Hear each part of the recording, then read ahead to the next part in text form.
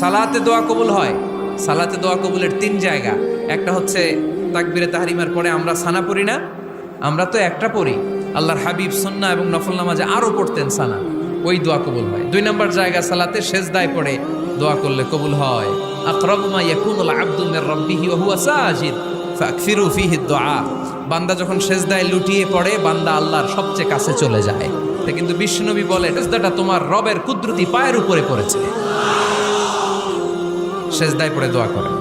সালাম ফিরানোর আগে বিশ্বনবী দোয়া করতেন, লা ইউসাল্লিমান্না আহাদুকুম হাত্তা ইয়াতাআওয়াযা মিন আরবা'a।